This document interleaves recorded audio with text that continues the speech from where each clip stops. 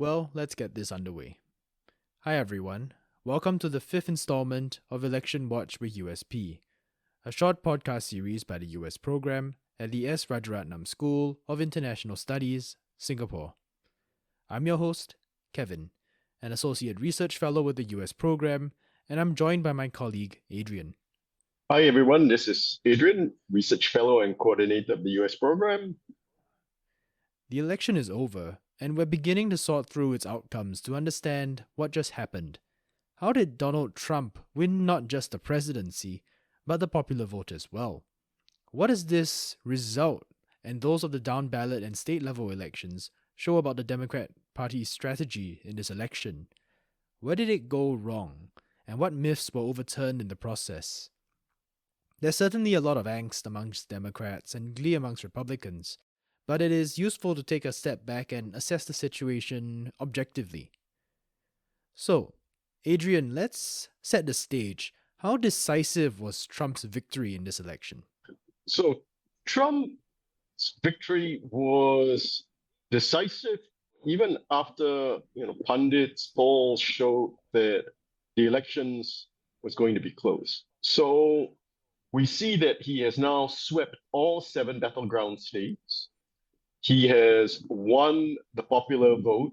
The first time a Republican candidate has won the popular vote since 2004. I think it's going to be at about 1.5%, right? Yes, all the votes still have to be counted, but he will nonetheless have won the popular vote for the first time in 20 years. He is projected to win 329 electoral votes. It will also be the first time a Republican candidate has won more than 300 electoral votes since George H.W. Bush in 1988. So Trump's election is decisive.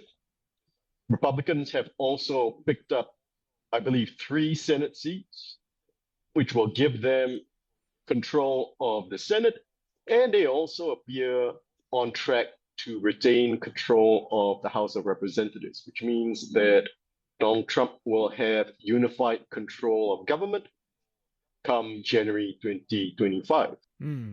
Although the control of the House is looking like it's going to be a very slim margin, right? Yes, it will be probably the slimmest margin in over 100 years. So let's turn then to talking about how Trump performed among the different demographic groups, especially compared to 2020 and 2016. Which groups saw the biggest swings towards Trump, and which ones, if any, held firm for Democrats? So we can look at some of these demographic groups in turn. We can start with the gender gap. So there was a gender gap in 2024, as there has been going back all the way to 1980. So the gender gap is women leaning towards the Democrats and men leaning towards Republicans. So when we look at the exit polls, we see that Kamala Harris underperformed both Hillary Clinton in 2016 and Joe Biden in 2020 among women voters. So in this cycle, Harris won women voters by only 8 points, right? Compared to Biden winning by 15 points and Clinton by 13 points. If we look at Trump, we see that Trump improved his margins among men, right? So this time he won men by 13 points compared to 11 points in 2016 and 8 points in 2020. I see. So it looks like he improved it across the board then. He improved across the board among men. And so then this does raise questions about Harris's strategy about targeting white women, and especially white women, in the hopes that, by campaigning on abortion rights, that they would support her. So this didn't really work out for Harris, because Trump still won the white women vote, 53% to 46%. Yeah, and I think this kind of also ties back into what you said in one of our previous episodes about how the voter bases of both the Republicans and the Democrats are shifting, right? We saw, for example, a big swing from the Latino voter base towards the Republicans in this cycle. Yes, which is actually where I was planning on heading next. We had talked earlier, in one of our earlier episodes, about realignment. And this cycle, I think, is another data point pointing towards realignment, meaning Yeah. the changes in both parties' social group basis, as well as the issue cleavages that glom on towards the social basis. So this Mm. really can be seen in the voting behavior of Latinos in this election cycle. So to put this in some perspective, right, some 20 odd years ago, right, when I was in grad school, we read John Judis and Rui Tejera's The Emerging Democratic Majority. Judis and Tejera were basically making this argument that Latinos were going to be one of the fastest growing demographic groups in the US. Mm. And because of their supposed inherent Democratic Party identification, right, they would help the Democrats be, quote unquote, the permanent majority party. This is the demographics as destiny argument. Right? 20 or Mm-hmm. so odd years later, this is clearly not the case. Yeah, it was a bit too premature, wasn't it? Right? It is not only premature, it has turned out to be wrong. Yeah. Treating Latinos as this kind of monolithic voting bloc is just astoundingly short sighted in hindsight. I mean, you've got like the Cuban Americans, Honduran Americans, Mexican Americans, all with their different views and interests and concerns as well, right? Exactly. So Latinos are a very diverse group. They have very diverse interests. We'll look at some of the breakdowns in the exit polls, right? It clearly shows that the Democrats have a Latino problem, right? So they have been steadily losing ground among Latinos, right? So Harris Mm-hmm. only won 52% of the Latino vote, according to Yeah. CNN's exit polls. Biden won 60% of their vote in 2020. Clinton won 66% in 2016. And Barack Obama won over 70% of the Latino vote in 2012. So this has been steadily declining. So Democrats should have figured out that they have been having a Latino problem. And not just that, if we break down the Latino vote by gender, Hillary Clinton led or won Latino men by 31 points in 2016.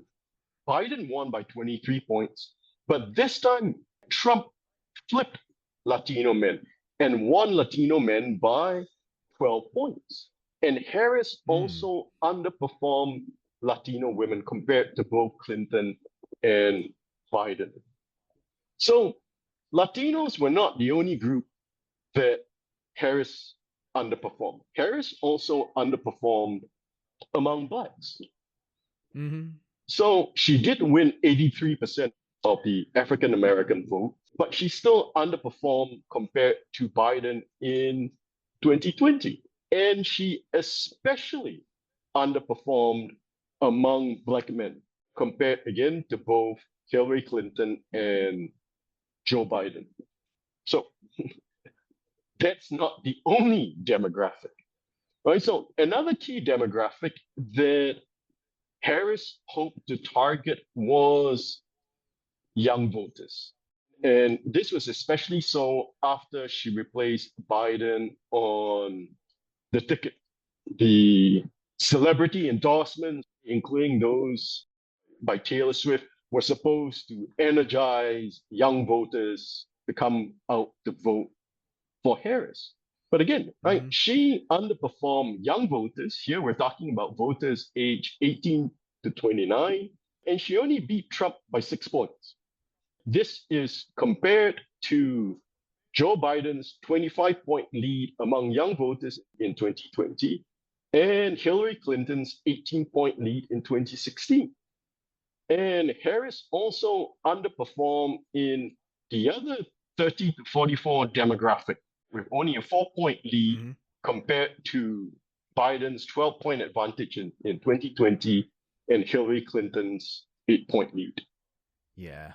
I mean, going back to what I said just now, it just sounds like she really underperformed across the board, across all demographics. Yes, right. There is yet another demographic that shows, I think, the extent of the Democrats' Mm-hmm. problem, which is working class voters. Here we're talking about voters without a college degree. So she lost the non-college vote by 12 points compared to Biden losing by 4 points and Hillary Clinton by 6 points. But even among college educated voters, she slightly underperformed Biden and again slightly outperformed. Essentially, right, she remained the same, but did worse among blue collar voters. I see. But that does raise an interesting question. If we can shift the topic slightly to talk about the down ballot races, because let's look at, just say, North Carolina. If there was a systemic shift against Kamala Harris at the national level, how come at the state level the Democrats actually fared generally quite well? The Republicans lost a supermajority in the state legislature, a Democrat governor and lieutenant governor were elected, and basically the Democrats actually did quite well in North Carolina. Sure. If we look quite far down the ballot, there are some glimmers of hope for the Democrats. But I'll still say, right, not much. For your example, right, so we are talking about ticket splitting. So voting for one party on one ticket and then voting for another party for a different office. Yeah. Right. This used to be very common. This actually used to be quite common, but it has become increasingly less so in an age of partisanship and polarization. So before we get to, say, your North Carolina example, it is actually quite interesting to look at some of the Senate races in the battleground states, right? Of the seven battleground states, there were actually 5 Senate races. And even there, Trump's electoral coattails were somewhat uneven. Kari Lake is projected to lose in Arizona. Yeah. And the Republican candidate did win in Pennsylvania, or at least that has been called, but Senator Bob Casey has still not conceded. Yeah. At the time of this recording. But Democrats, the incumbent, right, sort of Jackie Rosen won in Nevada. Senator Tammy Baldwin held on in Wisconsin. And Eliza Slotkin won the open seat in Michigan.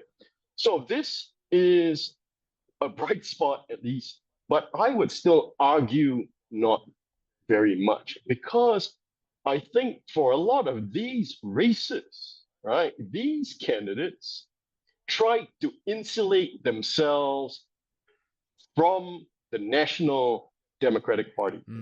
So in these races, they ran highly localized races focusing on local issues. And don't forget, right, with Jackie Rosen and Tammy Baldwin, they were incumbent. So even in a tough electoral environment for Democrats, there is still the incumbency advantage. So in the Senate, usually about 70% of incumbent senators are reelected. You know, it is not as high, admittedly, compared to the House, right? But it is still better to be an incumbent going into the election than not. It is then really not surprising when we look at your example of North Carolina, right, where you have Democrats doing reasonably well in state level elections.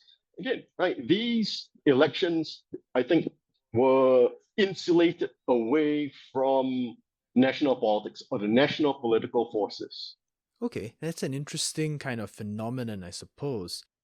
Because one of the observations that's circulating around all those pundit circles right now is that the Harris campaign may have actually saved some of these seats from a complete electoral rout in both the House and the Senate by injecting new life into the Democratic base. What do you think about this argument? So I would argue that these candidates won in spite of Harris, Not not because of because of her. her. Okay. Yes. Right. So usually in shellacking, when one party is getting beaten at, it is usually not because, right, sort of the losing can, like, so put another way, right, there is very little evidence that Kamala Harris has any positive coattails, Mm-hmm. right? All signs point to her having negative coattails, right? So House members being re-elected or elected despite Kamala Harris, not because, right? They outperform Harris in all instances. Yeah, in fact, I think Gallego received more votes than she did in his state, right? Yes, we can also see that in, right, sort of the various abortion initiatives in the states. Mm-hmm. Right, so those ballots that succeeded, they outperformed Harris. Yeah. And even in Florida, where the abortion ballot failed, Yeah, but that's right. only because of Florida having a supermajoritarian requirement of 60%.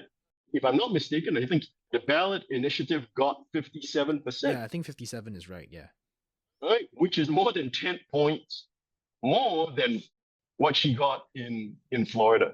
Yeah, that's true. I suppose when it comes to abortion, I guess it's not that it wasn't an important issue, it's just that either the voters didn't care enough or they kind of compartmentalized their views that abortion is one thing, but we don't really trust the Democrats to deliver on everything else. Yes, we'll get to it, right, when we get to our post-mortem of this election. But yes, right. So voters also split the tickets on that issue. Are there any other demographic groups or, trends that you'd like to talk about before the postmortem though? I think that's about it. But again, right, so the big takeaway here really is if we look at the county level, Mm-hmm.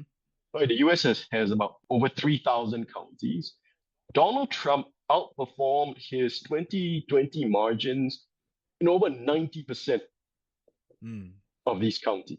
And they took place basically across the board, across different types of counties, all the way from his usual strongholds of, like, sort of small cities or rural areas to medium metros to suburban counties and even urban counties. So he did better even in deep blue states, right? Like New York, in deep blue regions like New York City. Yeah, and I think I saw this statistic that at this point, New York might be closer to flipping red than Florida is to flipping blue.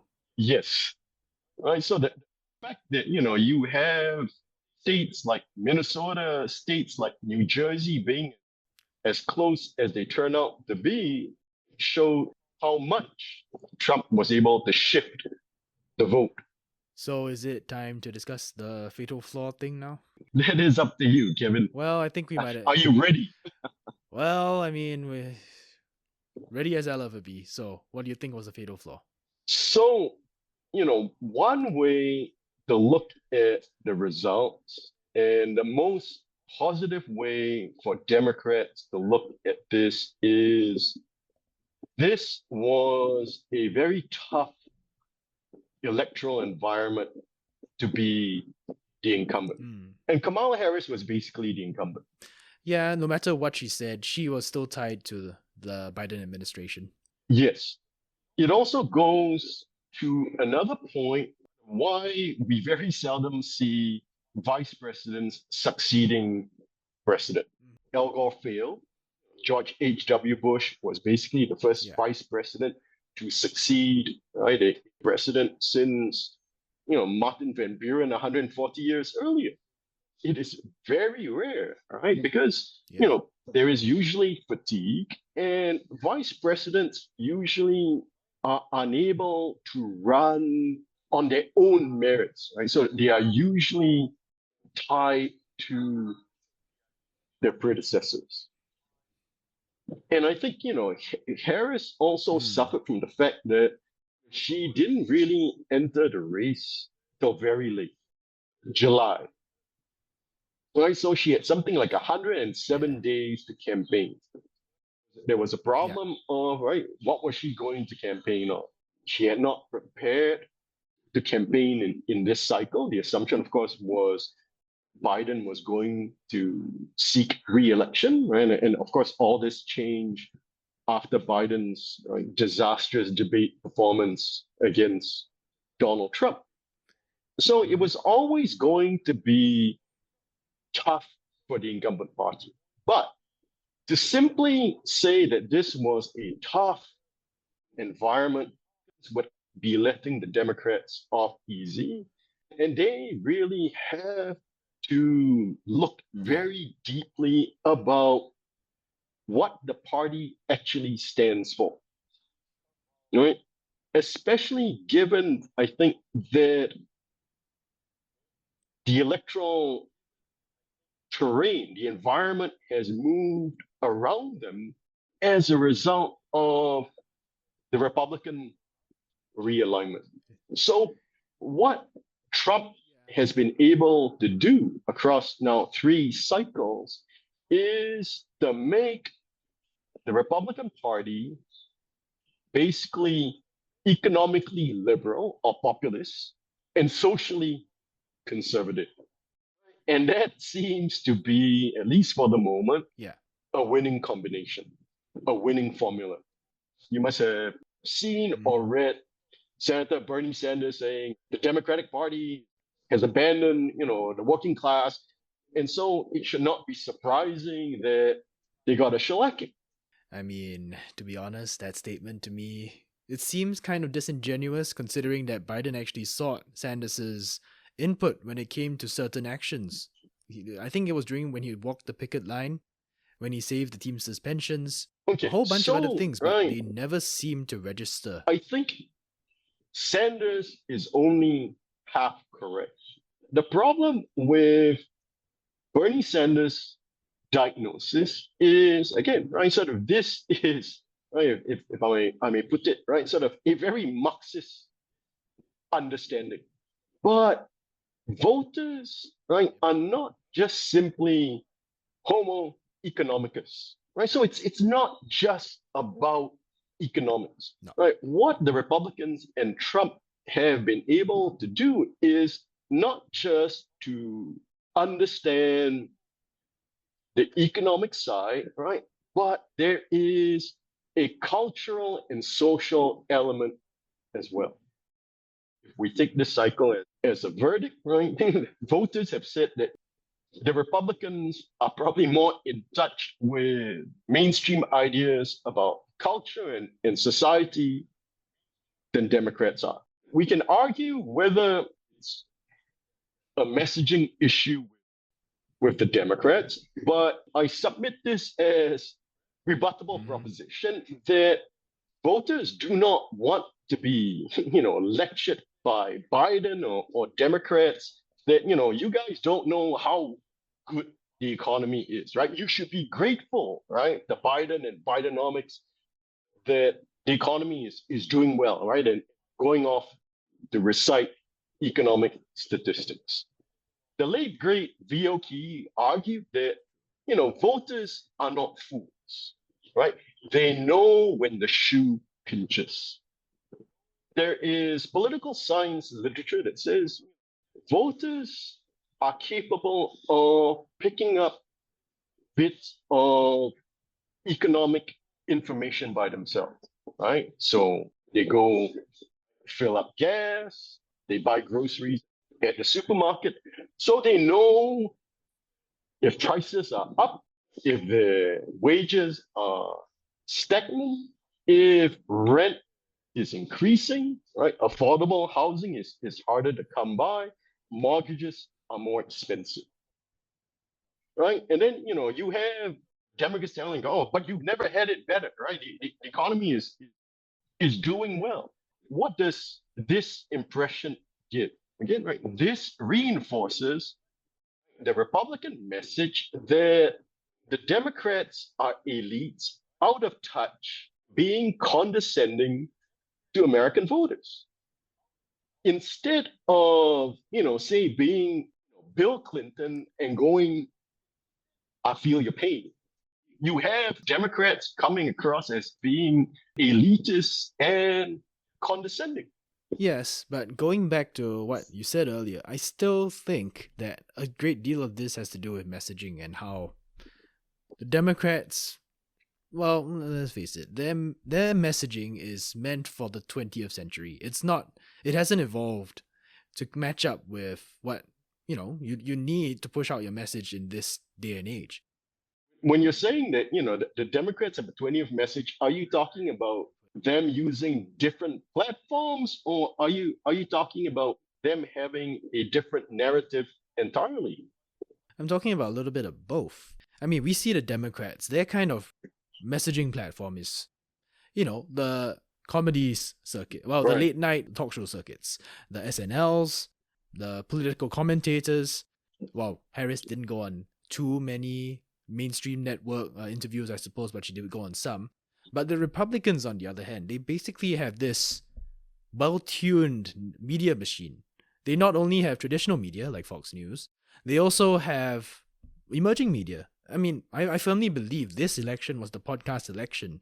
You had Harris going on things like, say, well, what Yep. was that thing called? Call Her Daddy? But on the other hand, you had Trump, even vice presidential candidate Vance. They were going on like Joe Rogan. They were going on streamers that are catered to Gen Zs like Aiden Ross. And it just seems to me that the Democrats kind of brought a knife to a gunfight again, while the Republicans brought a bazooka. Yes, that is correct, right? But it also doesn't change the fact that the Republicans had a coherent narrative or story Oh, yeah.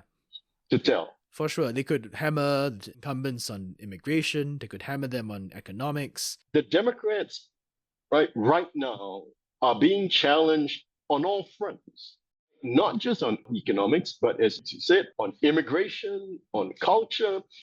Like, we haven't even gotten to their strategy. What was Kamala Harris's strategy? Did she have a coherent economic plan? But, given that she was already swimming upstream, Yeah. right, sort of against all these forces.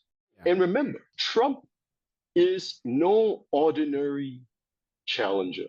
Usually in retrospective elections, the challenger is presumed to be new, Mhm. right? Most voters tend to say, right, these are prospective promises. We can discount them somewhat and judge the incumbent based on past performance, right? But Trump is no ordinary challenger, right? As a past president himself, he can point to his own set of accomplishments, promising a restoration to those, right, quote unquote, right, make America great again. And right, he rightly again or wrongly, right, points out inflation was lower, unemployment was lower, the stock market was higher. The stock market, I think it's at record highs right now. But anyway, that kind of does builds up to this question. Could the Democrats have done anything different? Maybe instead of winning the election, that maybe just save the state or two. So that, right, sort of requires us to engage in a whole series of counterfactuals. Former Speaker Nancy Pelosi, right, sort of now has blamed Joe Biden for sticking around too long. And she also blamed him for jumping the gun and endorsing Harris because it sounded like she wanted some kind of open convention where the best candidate wins. But frankly, that just sounds like an even worse mess. That presumes that an open convention right, would not have opened up all the Democrats' internal fissures, right? Those that we're seeing right now, Yeah. right? Sort of the differences between the progressive wing and the moderate wing of the party. And that also presumes that, they could have come up with a different candidate besides Kamala Harris, which I think really is a highly questionable proposition.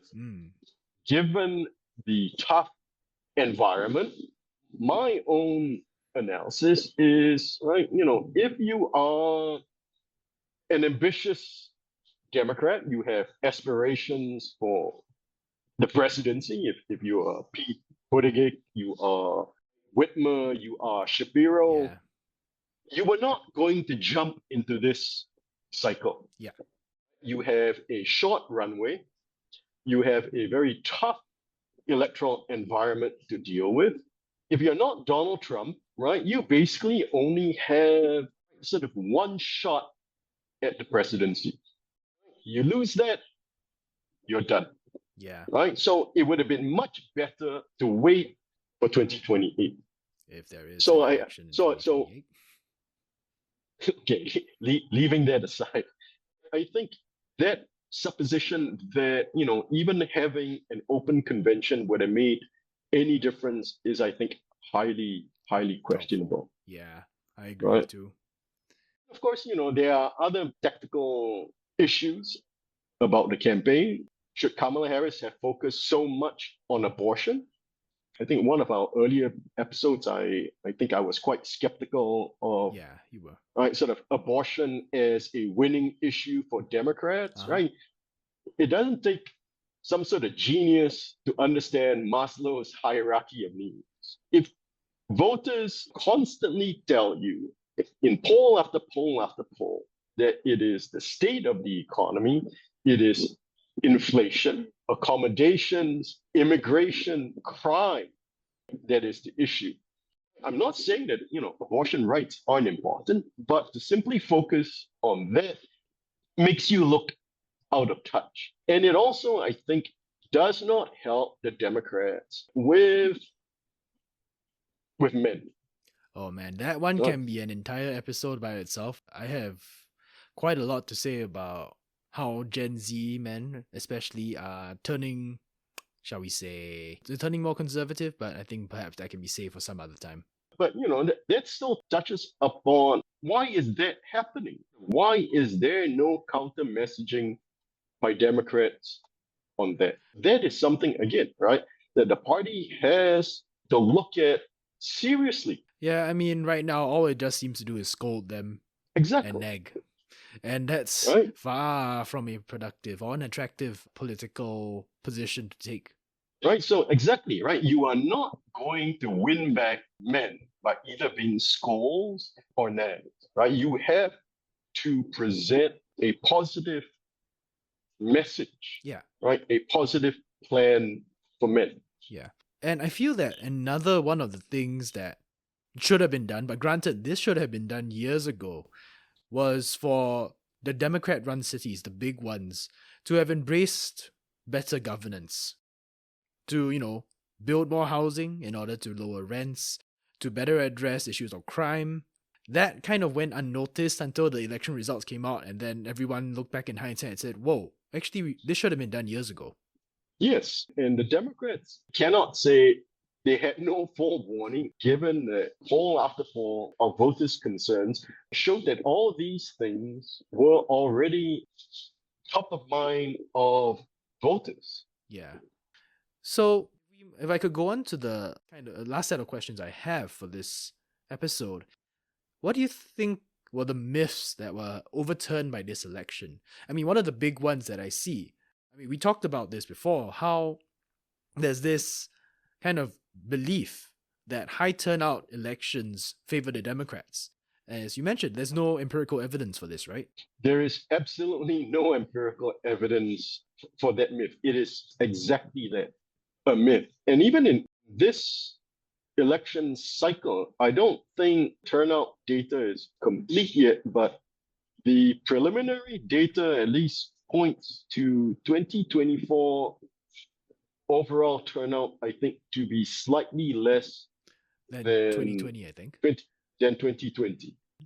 Again, right, we don't have the partisan breakdown yet, but I submit this as a hypothesis, is that we will see a lot of Democrats stay home.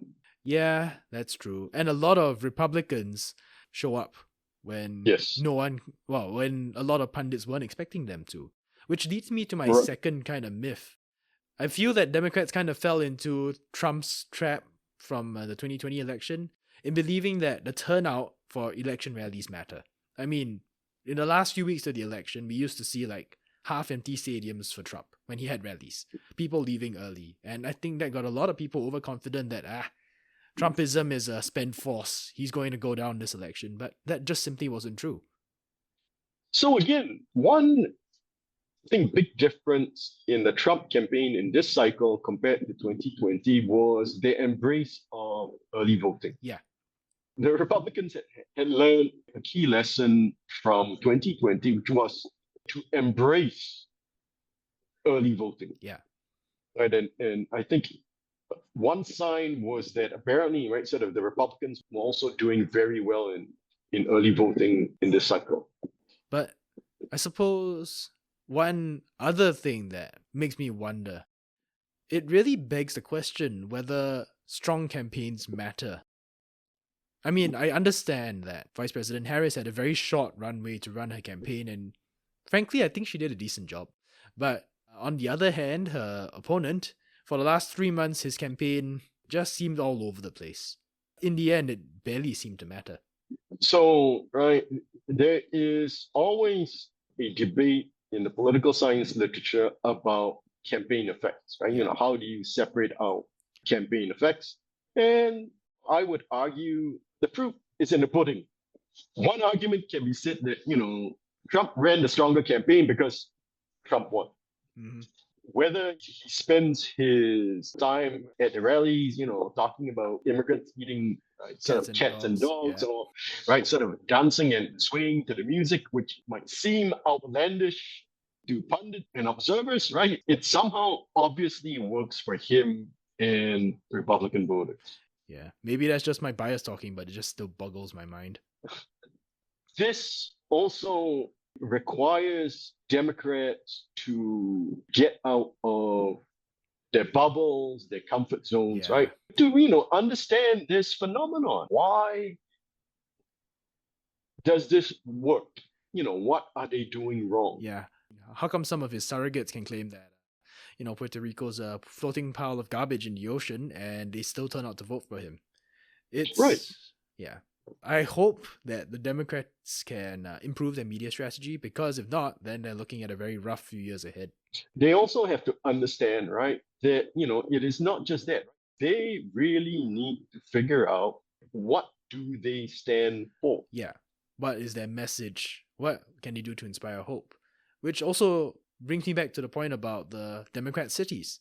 That should be, well, I mean, this is just me kind of speculating here, but that could be one of the possibilities. They just focus on making those cities the kind of place that people want to live in America. Because right now, I think it's the red cities that seem to be attracting more people. Exactly. Not just blue cities, but sort of blue states. The United States is a federal system. Yeah. And, the states are the laboratories of democracy. So Democrats at the state level, right, they are able to decide for themselves, right, sort of what different models they might choose to. And it is very likely that the Democratic candidate in 2028 will be one of the governors. Yeah, maybe Pritzker, maybe Newsom, but who knows. But frankly, I think one of my big concerns going forward is that the Democrats are simply just not going to get the right lessons. That they're going to just, that their big takeaway is that, okay, so we've run a lady twice. They've lost twice. So let's not run a lady anytime soon. That is also highly likely, in fact, very likely, right, that the Democrats draw, right, sort of all the wrong inferences, all the wrong lessons. Right? Look at it this way. After the 2012 election, right? After Mitt Romney lost Yeah. to Obama, right? The Republican National Committee had their post-mortem, and the recommendation was that the GOP needed to reach out to minorities, to reach out to African Americans and Latinos. And lo and behold, 12 years later, right, they have, but not in the way, right, the RNC That in they imagined. 2012 imagined. Yeah. So who knows? Maybe we might see a very interesting matchup come in 4 years' Yes. time. So one of the things, of course, from the Republican perspective is how permanent is this Trump coalition? A coalition that is heavily working class, which has minority elements, right? Is this a coalition that can only be held together by Trump? Will this Hmm. dissolve after Trump, right? Or can this be institutionalized, right? Because if it can, there is a very good chance that the Republicans become the majority party in this new party system. Yeah. But I suppose the flip side of that is considering how, economics, inflation was at the core of many of their concerns, ostensibly, if Trump manages to put all his economic policies into place, including the deportations, including the tariffs, and what many economists fear will happens, and prices rise, that will really test the strength of this coalition during the midterms. Yes, we know, right, that the president's party usually loses seats in midterms as a referendum on their first 2 years in office. Yeah. So we'll just have to see how that all develops. Do you have any final thoughts that you'd like to leave the audience with, Adrian? No, I think we've given our audience quite a bit of food for thought. Okay, great. In which case, thank you for your time. No, thank you, Kevin. And thank you everyone for tuning in. We hope you enjoyed this episode.